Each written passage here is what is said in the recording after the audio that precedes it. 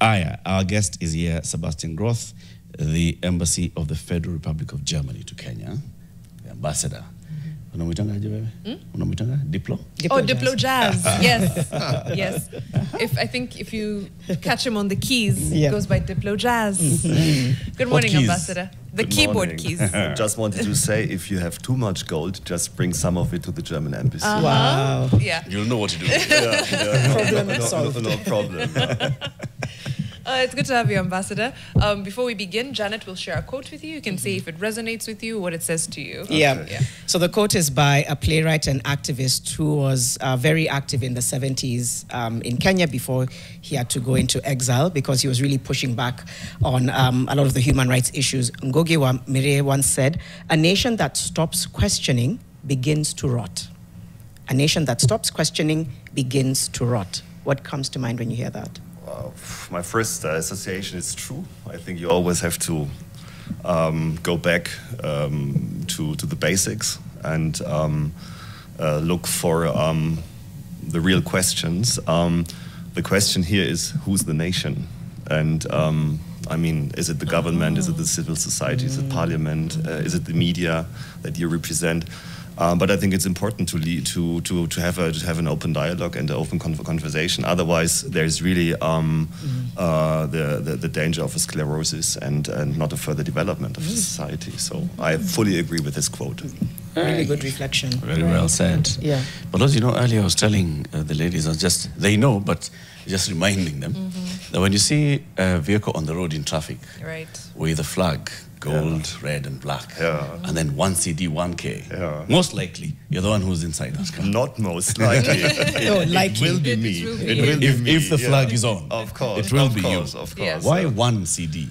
1K? Well, it was because my predecessor was the first one who recognized the independence of Kenya in '63.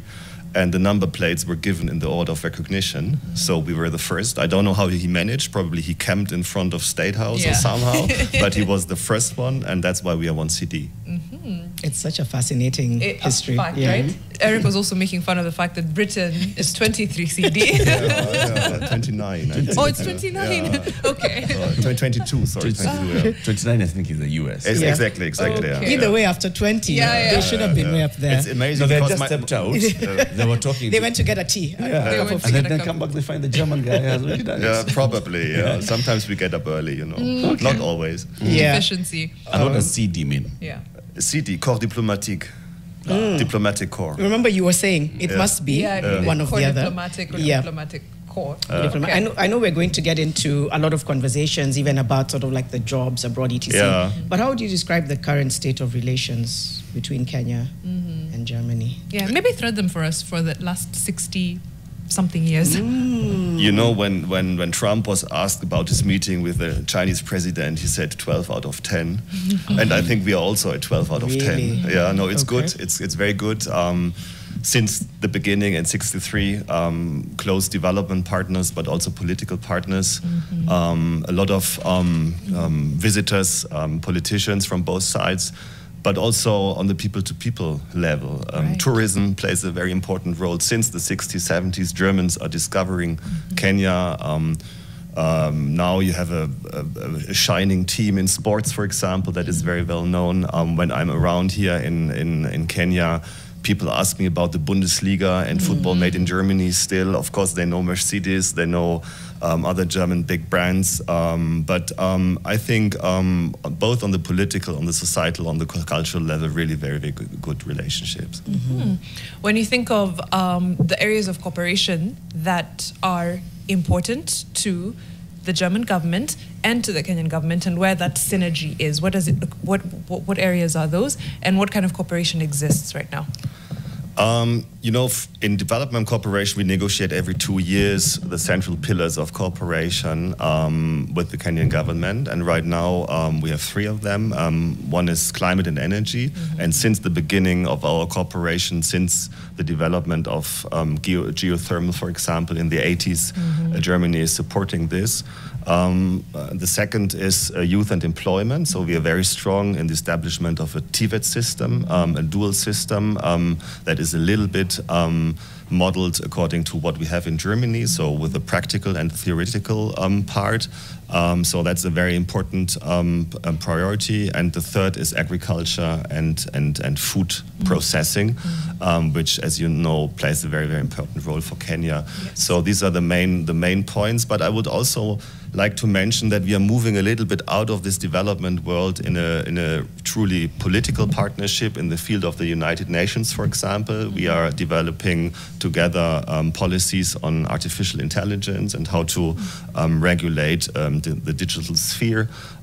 We are cooperating in the human rights sector. We are cooperating in the field of women, peace and security. We just had an event 2 weeks ago where Monica Juma delivered a speech.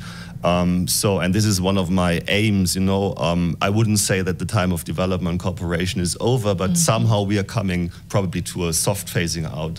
Okay. And Kenya is a lower middle income country, has a very good diplomatic apparatus, so it's in our both interests also to join forces. You've mentioned, I want to go a little bit to human rights. Because we are at a bit of a human rights violations sort of crisis, I think, in the region and in many parts of the world. So even when you are part of those conversations, how do you straddle that line between having to push back when you can see the violations that are happening, but also just having to maintain those diplomatic ties? Right. And respect, sovereignty. Exactly, and respect sovereignty, yeah. It's a very thin line, and I think there is not one answer. You have to manage it out of the situation and out of the special context that you are operating in. But I would agree with you that we are in a sort of era of pushback with regard to human rights. We have very difficult discussions in Geneva, where the Human Rights Council is located, and we have very difficult situations in a number of countries.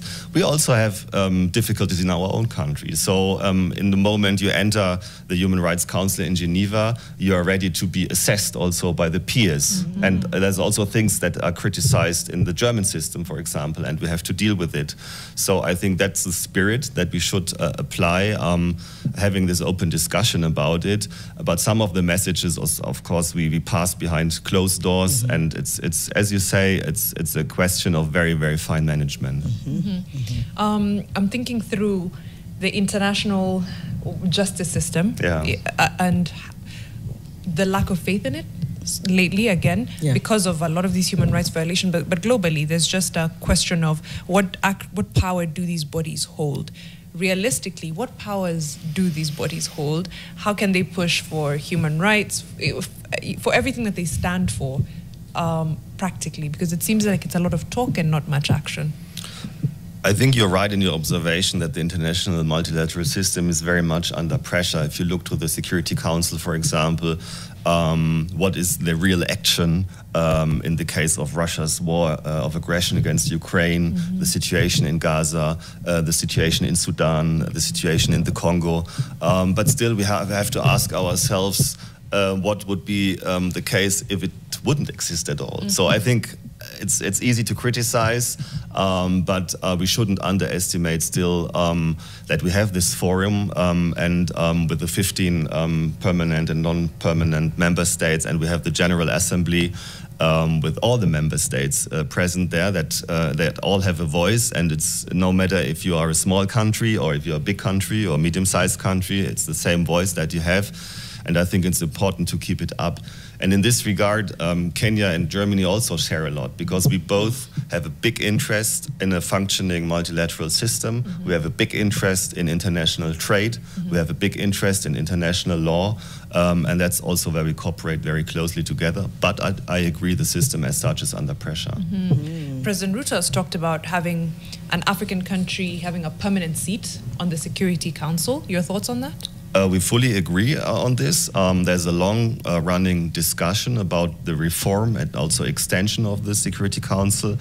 The African Union made some proposals, the so-called Essolvini Consensus, where they proposed, I think, 2 permanent seats for Africa, and Germany is fully supporting this. Germany, by the way, also pushed for the African Union being part of the so-called G20 forum with the biggest economies of the world coming together once a year, and since last year the African Union has a seat on the table also. And it's the first time it's going to be held on African soil, exactly, right? Yes. Exactly. In South Africa, In South Africa, Not all the countries participating. Exactly, there you go.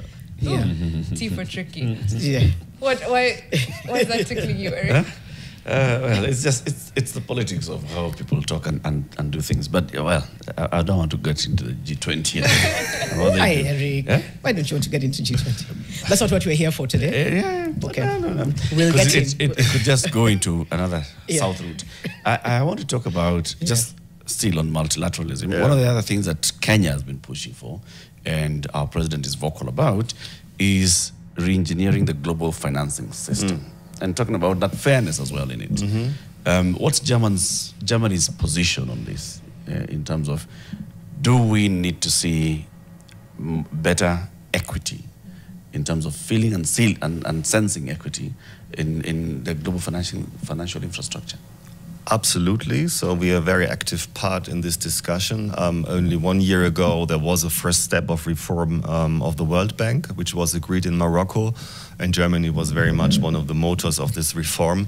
The President Ruto, I think, is very much looking into the question of debt and into the question of how to link environmental policy with the international financial system.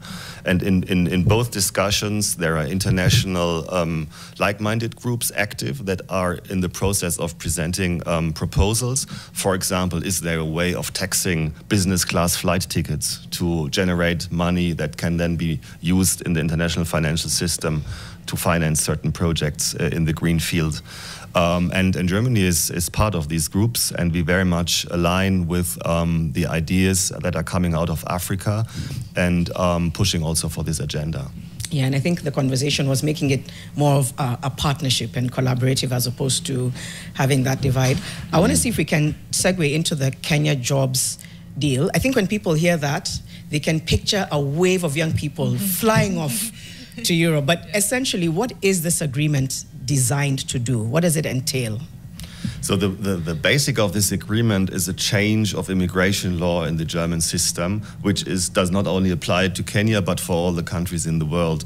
But with some countries where there's a certain match of qualifications of what we need and also what these countries offer, we put on top a bilateral agreement to smoothen the process, set some incentives, and basically also unlock some resources from Germany to bring them here, for example, to Kenya for language courses and these sort of things.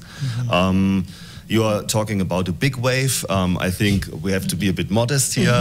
It is a wave, but it is starting slowly, and I think that was from the very beginning our aim also, not to jump the boat and go into the 10,000s, 100,000s per year, but to have a smooth and organic growth of 20 to 30% every year. And that's what we see since 23. So we are very happy with the progress so far made. Still, of course, there can be done more here and there, but the interest is very big in the Kenyan youth. And we are trying our best together with Goethe Institute, DAAD, the German Chamber of Commerce, also to satisfy all the demands and the interest in the Kenyan public. So what we know is that there was the Comprehensive Migration and Mobility Partnership Agreement, which then also came into the bilateral labor agreement, labor mobility agreement, that Kenyans can go and live and work in Germany. Right. Are there specific sectors that are set out in this agreement? And are there specific conditions that are set out in this agreement for the benefit of the Kenyan worker? We don't specify in none of these agreements any sectors, and we also don't give any quotas.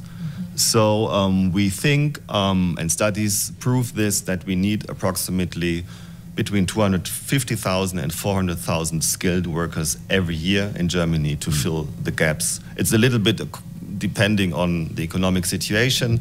If the economy is down, we need less. If the economy is booming, we need more. But there are also certain sectors like care, nursing, a bit like logistics, hospitality, that are relatively independent of the economic cycle and where the need is very, very big. Yeah.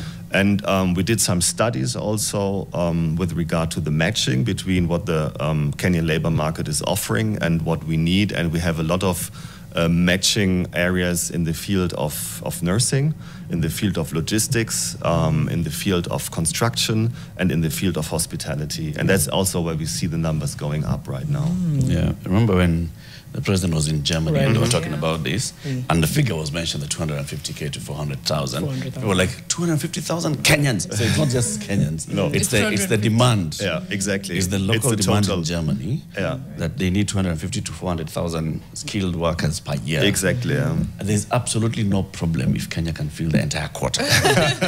That's what your thought is. There might be a problem in the German bureaucity, you know, but we'll try our best to solve this. Why did you say that? If we can do 60%, I mean, if it just works better. If you have skilled workers in Kenya and they're looking for jobs and they get opportunity, get as much. Yeah. It's quota free. Yeah. In the agreement, it's quota free. Yeah. Okay. Take advantage. No, I think you have a point because Kenyans are very competitive. Yes. And if it's up for grabs, why not? Just take it. We are talking about logistics. That's drivers. Yeah, exactly. Nursing. Nurses. We have hospitality. Nursing is global, though. Nursing is global. Our thing is nursing. Yeah. Care. Yes. Surely. Right. My question is, how did we arrive at these? Being the sectors where the matches were found between what the labor market needs and what skills Kenyans have. I'm extremely sure, we have plenty of skill in these sectors: logistics, nursing, hospitality. I think tech. I think medicine as a whole. I think just by and large, I feel like there's a few sectors that we may have skipped over. How did we arrive at these? For the Kenyan market, we are also not looking to the top qualifications, and we don't want to get the Kenyan heart surgeons because there might not be enough even in Kenya, to cater for all the needs. But where there is an overhang of supply, or where you have many people with these qualifications, why not? And nursing is one of these fields. Yes. I give you one example where it works quite well. So there's a cooperation between the Mount Kenya University in Thika and a University of Applied Science in Koblenz. And they have a partnership in language training and in nurse training. And so they start with language training and a little bit of nurse training in Thika. Then they bring over the people to Koblenz and reverse it, less language training, more nurse training, and after 2 to 3 years they are then going to the job market in this area, and it works very well, and the figures are really going up in this regard. And for me, this is a success model, and now we are trying to replicate this model in the field of bus drivers. So my vision is that we get 2 buses with a steering wheel on the good side, not at the bad side as you have it here in Kenya. How is ours the bad side? Ouch! and probably a simulator, for rain, snow, and fog and stuff, because you don't have this here so much in Kenya. Probably if you go with the Matatu to Mount Kenya region, you might find it, but. I'm pretty sure the driving skills of you guys are good. Yeah. And we have already some bus drivers in the northern part of Germany, in Flensburg. And if you Google it, you will find a small documentary about it. And it's very funny to hear the Kenyan impressions about life and work in Germany. Yeah. One of our very good friends of this show, George Taiter. Yeah. Remember, he sent us chocolates. Yes. And somebody will tell me that there's a new batch of chocolates on the way, by the way. Wonderful, yeah. He has been in Germany for many years. He's a bus driver, proudly so. And he talks about, the work conditions, the environment. He's there with his family, and he's among those that are just talking and mentoring young people into look for this opportunity. Perfect. Go and start studying German. Look for skill. Look for I can help you find a way to link you up with the companies that can do that. So. There is. I know we're going into a break, and I'm wondering whether I want to hear more about the eligibility criteria, or I don't know whether it's with regards to each. And then also the how. People listening, a young person listening might be like, I want in. And then also just maybe, a success story or 2. But we'll come back. We are hosting Sebastian Groth, who is the German ambassador to Kenya. We're talking about the Kenya-Germany jobs deal and many other matters Kenya-Germany. It's coming up to 8:30. We'll be back in a moment.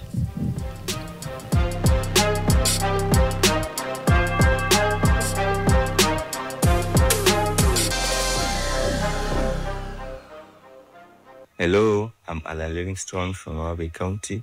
I'm a photographer. On my site, I do capture the struggles and the stories of our people. And through photography, we are creating a lifetime memories. Through photography, we are creating lifetime memories. You're absolutely right.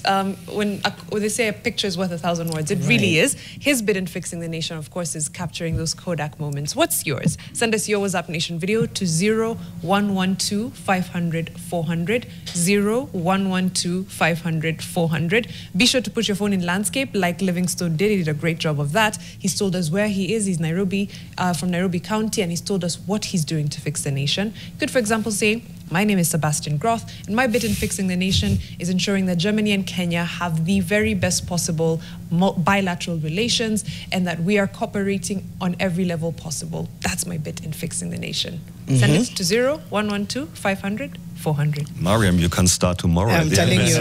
Boom! And before I start, will you send us a WhatsApp Nation video? Like that of course, one? of course. Thank you. Live on now, you've asked him. He said, yes, I will. Yes. On the keys. He'll sing us a WhatsApp Nation video.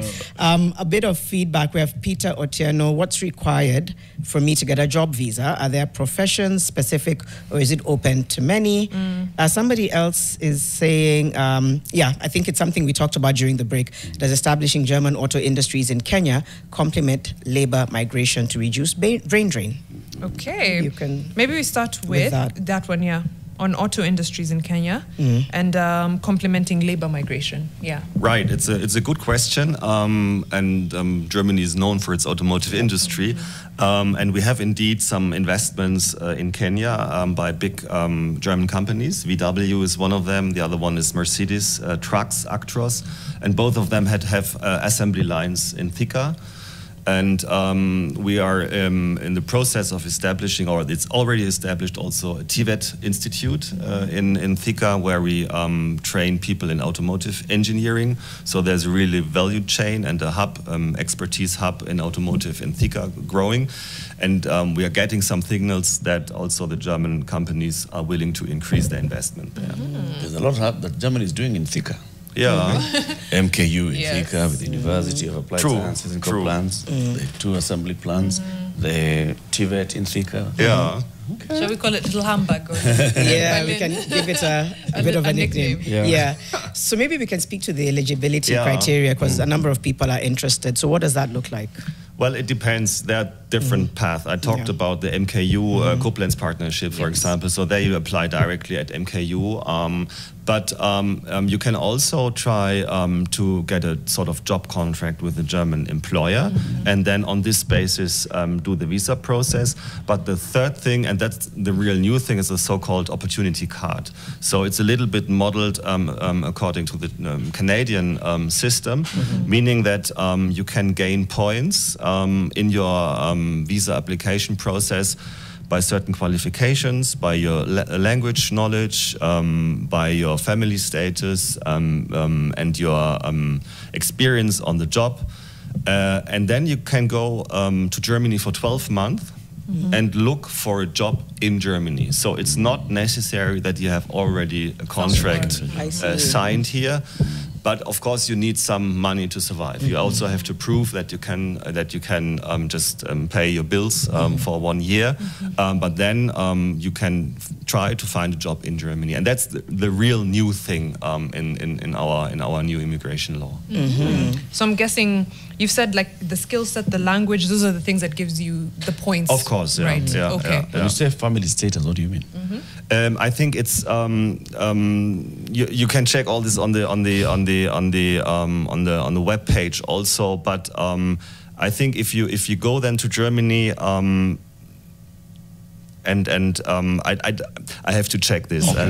Sorry, because but I think there's something related to if you're alone, if you're with a family going, because that of course then is a totally different visa process.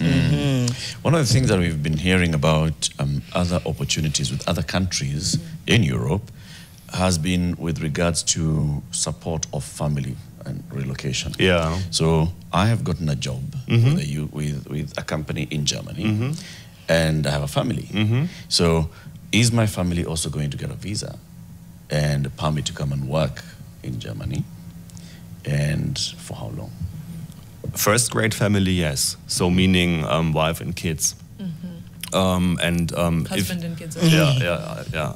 And if you have a job, then your status is according to the job that you have. If it's a contract that runs for a certain time, then also your status is connected to this. And we have, for example, people in the hospitality sector that have a seasonal contract, that are waiters, for example, in shipping lines, in cruise ships, and so they do this for 6, 8, 10 months, and then they're supposed to be back.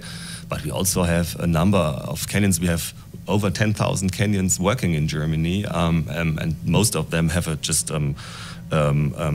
not a fixed contract, so it's an open contract, and then of course your status is linked to this working contract, and then they can stay as long as you work there. Which now brings me to the conversation around, I don't know if you found a name for it yet, but visa justice. A lot of conversations going on about how to make visa processes more just, more fair, more transparent. Visa fees do seem out of reach for most people. The fact that they're often non-refundable as well.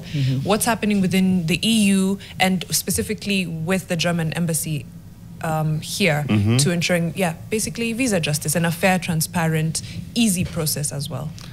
The main visa that we are giving out are the so-called Schengen visa, so which gives you the right to enter the Schengen countries for 90 days for private visit, basically.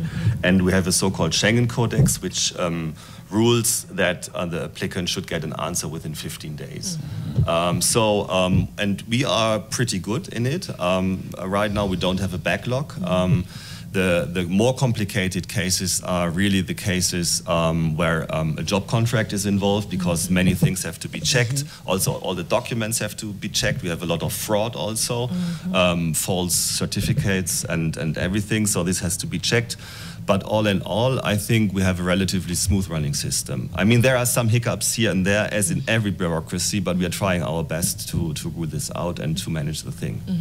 So our Schengen visas are for the entire EU, but are there any German-specific fixes, that could happen within the German embassy if you're coming in through Germany and you want to get, I'm looking for the fix there. Yeah, it's the EU, but I'm coming in through Germany. Country specific, country specific.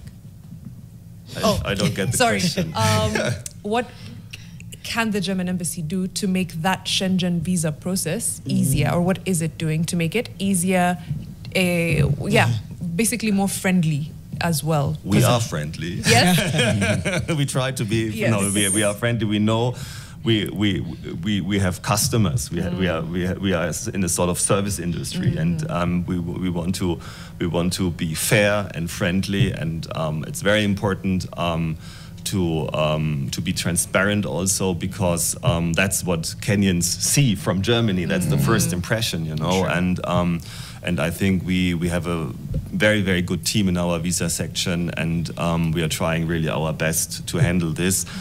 But we have also relatively high numbers. It's several thousands every month, and just to process this is just a lot of work, and the numbers are going up constantly, plus 10, 20, 30% every year, but not our staff and not our offices are going up by 20, 30% per year. So that's just a question of management.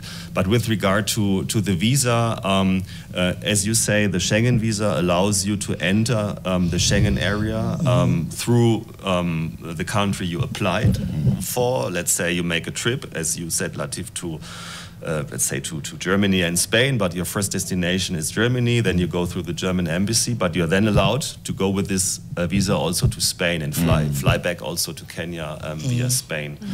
So this is the Schengen part. The others are the so-called, as we call them, Deutschland visa, Germany visa, and these are the ones specifically for Germany because you want to work there, for example, or you want to reunite with your family there, or you have any other reason to stay only in Germany. And this is a specific category of visas, and these are the ones that are very important for this labor migration agreement also, because then you don't apply for a Schengen visa, but then you apply for a so-called Germany visa.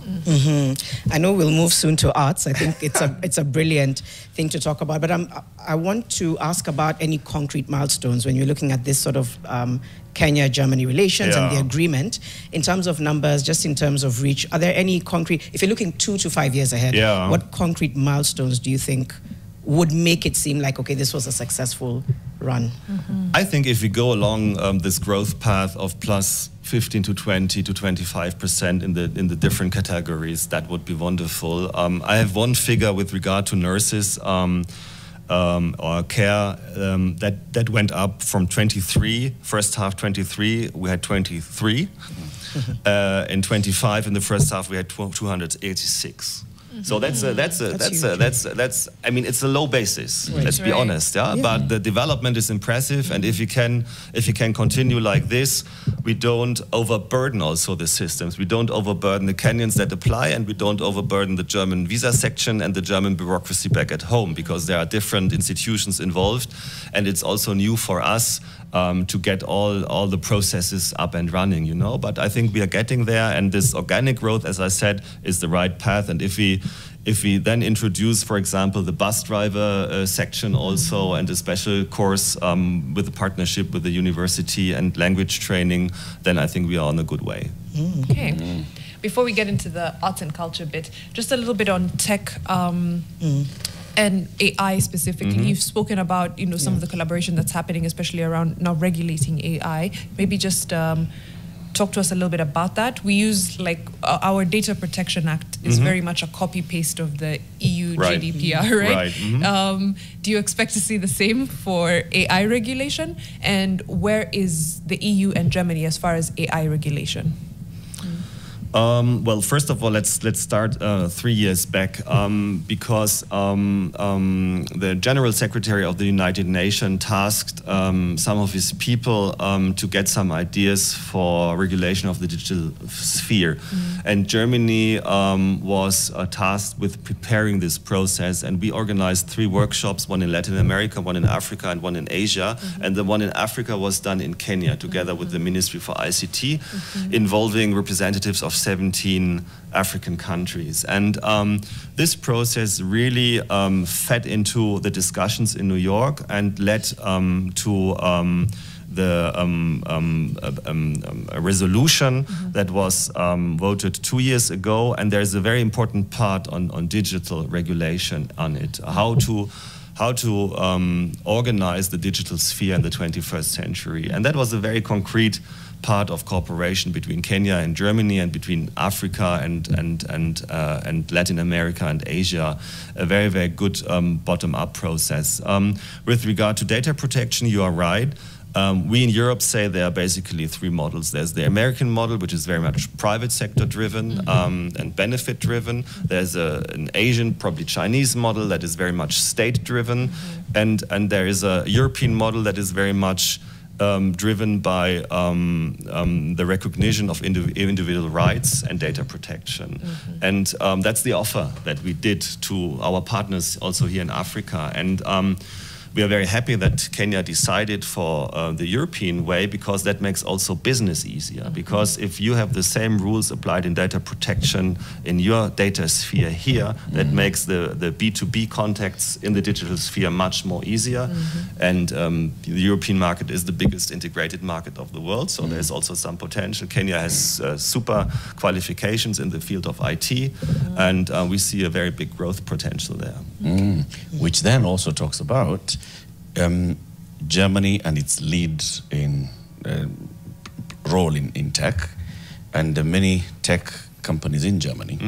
Even if Kenyans don't have to, I mean, this is tech. What's your embassy and the government doing to see that you can employ more Kenyans in the tech space without necessarily them having to migrate to Germany? It's tech. Absolutely. We see this as a very, very promising field of cooperation. It's so-called business process outsourcing. So people don't have to move. People can work here, but they offer their services for German, European, American, or whatsoever companies. And we are looking very much into this. There's a competence hub in Tartu City, for example, where Germany is involved also with GIZ and other partners to support the sector. And I think we will see an enormous growth in the next 3 to 5 years in this field. And Kenya is a privileged partner in this because it's a tech nation. You have good people. You have a good startup scene in this regard, and I think it matches very well with the needs that we have also in Germany. I wanted to go now into the use of art and culture for diplomacy. Something you do, I think, without trying. Yeah, it comes naturally. But walk us through how music, culture, food, art, all of those can be used as tools for diplomacy when you think of German-Kenyan relations and even broadly, and then we'll come now specifically to you. Okay, yeah, thank you. No, I think it's a two-way street, you know, also Kenyan culture in Germany. For example, last year we had the Citizens Festival in Berlin, and Kenya was the first non-European partner country that displayed then its own culture, its own music, its own food, and it was a big success. I was there, and I really enjoyed the afternoon in the garden of the federal presidency. But the other way around also, we are coming here with a whole team, Goethe Institute, we have the DAAD, we are doing sports support, music support, theater. For a number of years, we supported the Kenyan International Theater Festival here in Nairobi. We brought over theater groups from Stuttgart, for example. We had just theater production in Goethe Institute that was done by Kenyan and German artists together. So there's a lot of things going on. Personally, I think music is very promising, first of all, because I'm a musician myself, but I think also that a lot of interesting stuff is right now coming from Africa. I read somewhere that Afro house, Afrobeat is the highest growth rates on Spotify worldwide. Yes, plus 200 and something % in the last 5 years, plus 280 something %. And I think it's this fusion, you know, about from different styles, jazz, R&B, hip hop, rap, and also some of the African ingredients like Lingala and others and the Nigerian stuff that will bring the next wave in the music industry. And I think Africa is quite strong, and Kenya is playing a role in this.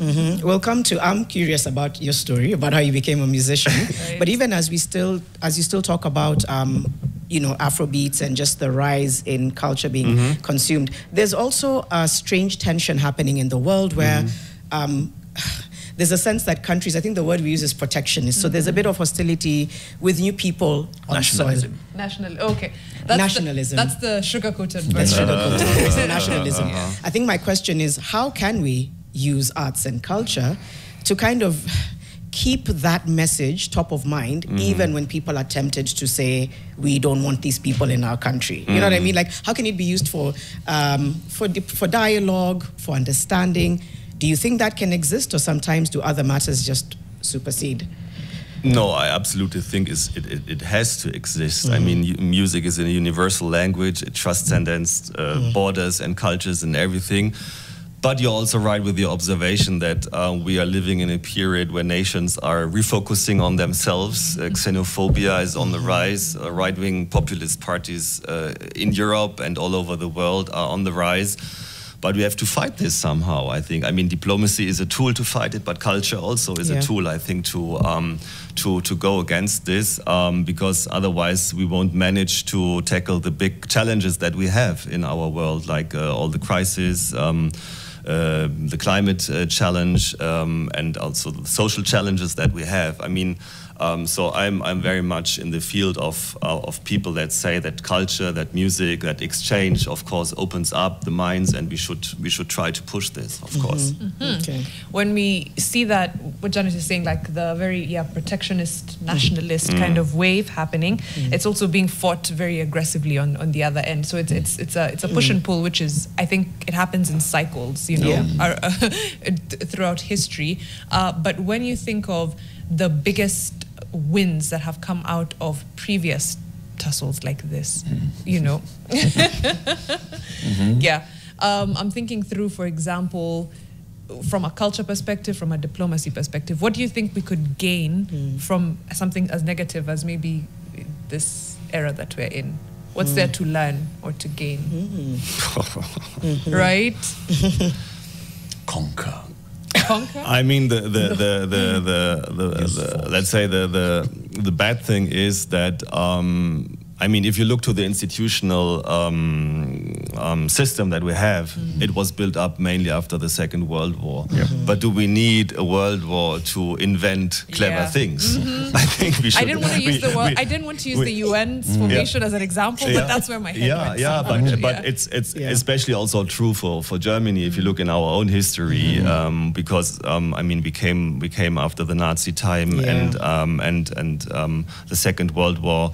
The country was in ashes more or less, and we rebuilt it, or grandparents' generation rebuilt it from scratch. But and I think in a good way if you look to our constitution, to our democracy and our social model, so to speak. But is it really necessary to have such a human catastrophe and such guilt also in order to start from new? And I think we should be beyond this collectively and think more creatively about what is needed today. I mean, we're just sitting here while the negotiations in Belém are going on about climate policy, for example. You mentioned the G20 summit that will talk about a lot of these things. So I think we have some of the institutions and of the forums, but now we have to come to decisions and also implement them. Decisions and implement. Yes. How did you become a musician? What is that story? That's a hard cut, you know. No, but my family is relatively musically. My father is 84 now, but still plays the double bass. My mother played piano, so it was natural for me also to learn an instrument, and it started when I was 8 years old. And in Germany, you have local music schools in every village. I come from a relatively small village. You start there, and then if you want to do more, you go to the next bigger town and have a different teacher. And so I did this for quite a while, 10 years. And then, I from the very beginning, I did music with friends and stuff and just tried things out and came to jazz also. And here you are. So you're on the keys. You're on the keys. Now, I was just going to ask whether it shapes the way you engage with even the work you do, whether music and being in that space or having that kind of knowledge and history. I know it could be a bit of an off-field question, but does it shape or inform how you even engage in whether it's diplomacy, collaboration, partnership? Does it in any way? I think in a way, yes. I don't want to exaggerate it, but I mean, there are two elements in jazz that are very characteristic. One is improvisation, and the other one is dialogue, is communication. Because you create the music on the spot. Jazz functions like this: you have a melody, everybody knows the melody and the chords, but then you do the solos one after another, and you don't know what the guitar guy is playing, or the drummer, or the bass, or yourself. You even don't know what yourself are playing. So you start and you create it on the spot. So without communication, you can't do this music because you have to act and interact and react also to what the others are doing. And improvisation, I think, is something that you need everywhere, in every life period, lifespan, and in every job, but especially also in diplomacy, where you never know what happens in the next hour or in the next day, and where you have to cope with different situations. I mean, we here as diplomats in Nairobi, we are very often in functions, in public functions, or here. I don't know what questions you ask, so I have to improvise a bit also. So I don't think that's an exaggeration. I think those are really key tools, actually. I don't think it's an exaggeration. I can see how having that knowledge intrinsically can help you navigate tricky situations. True. It's a skill. It's a skill. It's a skill. It is a bit of a skill. I want to end with German and German politics. Just observing German politics, it's quite interesting. Governments rise and like fall. Kenyan politics. Yes. You think theirs is more interesting? There's a lot going on.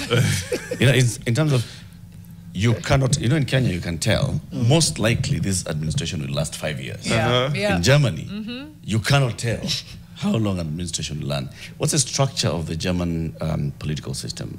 I know it's parliamentary with the presidency and then the chancellor but the political parties and the rise and fall of governments, what drives that? Before I come to this, Eric, please let me mention one thing, because we have a big event tomorrow at the Railway Museum. We are celebrating the end of what we call the Rangiza Urafiki, so the Colors of Friendship month. Basically, it was 2 month series of events: culture, politics, business, sports. And I would like, to invite you three people also if you're free. I don't know if you have the show on Saturday morning, but because the party runs late, we have a little bit of live music. We have 3 DJs, and there's a hashtag also, Rangiza Urafiki, so where you can find on our social media sites some raffles going on. So if people out there want to win a ticket, please check it out. Right. Now it's at the Kenya Railways Museum. Exactly. Yeah. Is entry open to all? Well, you can apply, but we have as I said, we have the raffle, and we have a limit, of course, in numbers, but we are relatively liberal in people letting in, because our aim is really to make a party. It's not an official function, it's not a diplomatic thing, a political thing, but it should be a bit wild and just a good time. Exactly, a party sounds like. Good. Yeah. Sounds like so I hope good. you're free tomorrow. Yeah, I hope. Yeah, definitely want to. Right? We have about just a few seconds just to a few seconds for the German political second. No, I think I just want to say probably 1-2 words. It's all also the result of what I talked about, the Second World War and the re-establishment of the Federal Republic of Germany. Parliament plays a very, very important role and controls the executive heavily. I think this is a difference to many states in the world where the executive, the president, controls not only parliament, but just has a very, very strong position politically. And we are a federal system also. So we have 16 lenders, regions, and they also play a very, very important role. We have a second chamber. They also control the government. So it's a very complicated, complex system of checks and balances. Sometimes we think ourselves it's a bit too complicated. we should make it more easy and clearer in the structure. But I think all in all we can be relatively happy and satisfied with our political system. It's a good one. Is the ordinary German citizen as political as the ordinary Kenyan citizen? I think so, but I'm still impressed. You know, I worked in this country 22 years ago, my first diplomatic posting, and newspapers played a more important role in this regard. And I still remember places where people read out loudly the newspapers because not all the people could read, or could buy the newspaper or learned reading in school, you know. So still today, I drop a name of a politician with, let's say, my driver or a waiter, and they can tell me the whole story about this guy. Sometimes bad stories come from sometimes good stories, but they know a lot about all of these people, and it's very, very impressive. So politics, I think, still plays a very, very important role here. Thank you so much, Sebastian Groth. Thank you for this conversation, German ambassador to Kenya. In the next hour, we are going to be speaking to Adrian Kibe on trans